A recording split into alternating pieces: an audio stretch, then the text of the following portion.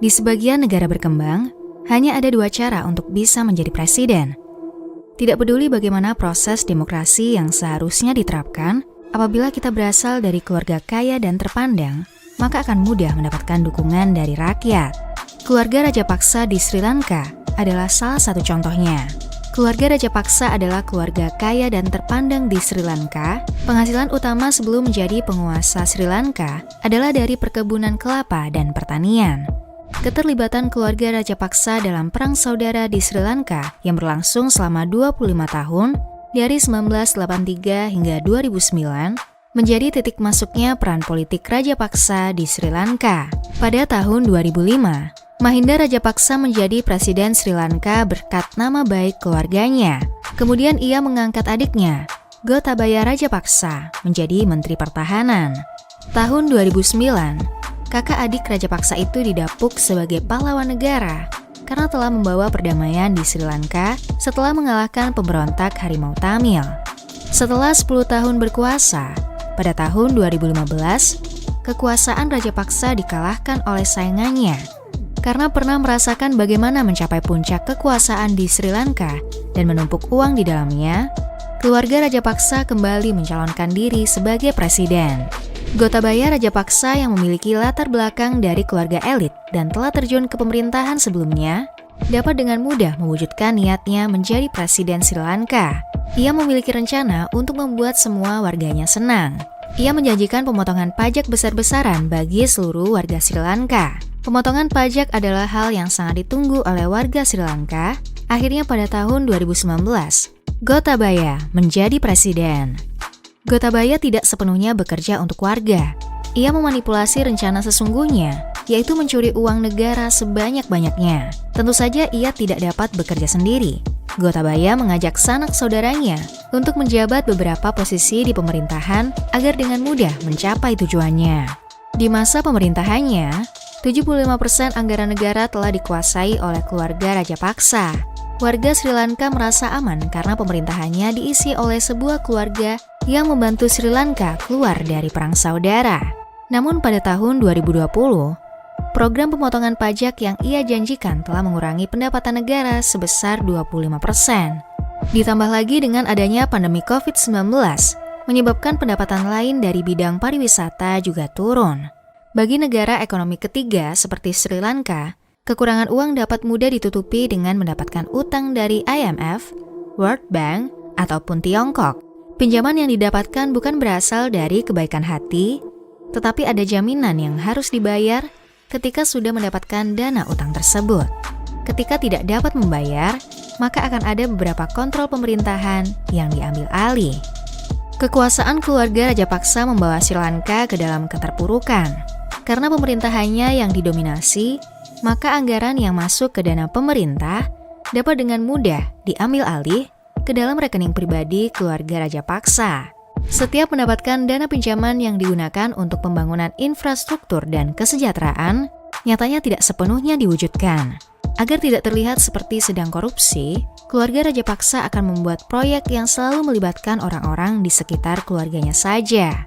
Di bawah kekuasaan Gotabaya, utang luar negeri Sri Lanka naik 119% dari PDB pada tahun 2021. Dana tersebut digunakan untuk membangun bandara dan rumah sakit yang saat itu dinilai tidak terlalu penting bagi rakyat Sri Lanka. Di balik itu, dari utang luar negeri yang didapatkan Sri Lanka, sebesar 56 juta dolar masuk ke dalam kantong Gotabaya. Selama berpolitik di Sri Lanka sejak tahun 1940-an, tidak pernah ada yang tahu seberapa besar kekayaan yang dimiliki oleh keluarga Rajapaksa.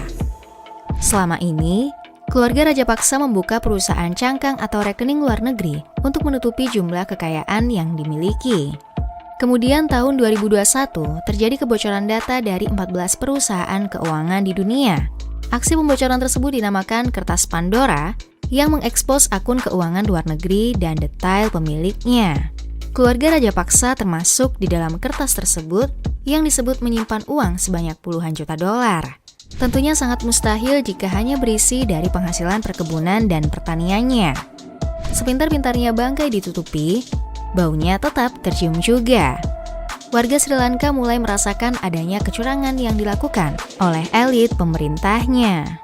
Ketika mata uang asing Sri Lanka semakin menipis karena utang Gotabaya menumpuk, Gotabaya bersikap seolah Sri Lanka masih baik-baik saja. Bahkan ia meminta dukungan dari komunitas Buddha Sinhala untuk menyuarakan dukungan kepada pemerintah. Selain itu, Gotabaya meminta media Sri Lanka untuk terus menampilkan sisi baik pemerintahannya. Kebebasan pers Sri Lanka berada di peringkat bawah, 127 dari 180 di dunia. Memaksa media Sri Lanka tidak ada cara untuk menolak pemerintahnya. Untuk menghindari aksi protes karena Sri Lanka kehabisan uang, Gotabaya meminta bank untuk terus mencetak uang. Ia tahu resiko inflasi jika terus mencetak uang, namun hanya itu solusi yang ia punya. Kemudian cadangan mata uang asing Sri Lanka mulai habis dari wabah COVID-19, mulai merambah membuat Sri Lanka kehilangan penghasilan dari pariwisata sehingga tidak memiliki cadangan devisa yang cukup. Pada tahun 2021, hanya ada 1,8 miliar dolar dalam cadangan devisa Sri Lanka karena tidak cukup untuk membayar utang luar negeri pada pemerintahan Gotabaya. Gotabaya membuat kebijakan melarang impor pupuk dengan alasan bahwa Sri Lanka harus menjadi negara pertama yang menggunakan 100% pupuk organik di dunia. Padahal Sri Lanka hanya sedang menghabiskan dolar dan euro sehingga perlu mengurangi impor. Adanya larangan impor pupuk tidak membuat ekonomi Sri Lanka membaik. Panen beras di Sri Lanka menjadi turun sebesar 50%. Padahal beras adalah makanan pokok bagi jutaan orang di Sri Lanka yang kemudian memaksa pemerintah untuk mengimpor beras. Ditambah dengan perang Rusia-Ukraina yang dampaknya menyebabkan harga-harga naik, menambah kesengsaraan ekonomi bagi Sri Lanka. Akhir tahun 2021, Sri Lanka hampir kehabisan segalanya mulai dari makanan hingga kebutuhan pendidikan dan kesehatan. 500.000 orang telah masuk ke dalam tahap kemiskinan. Memasuki tahun 2022, inflasi Sri Lanka berada di 132%. Pemerintah menghentikan pembelian bahan bakar, membuat banyak warga kehilangan akses listrik dan mobilitasnya berkurang. Rakyat Sri Lanka mulai melakukan protes kepada pemerintah. Pada bulan April, pemerintah Sri Lanka mengumumkan kehabisan uang untuk membayar utang dan akan gagal membayar utangnya yang sebesar 51 miliar dolar. Hanya tersisa 50 juta dolar mata uang asing pada bulan Mei.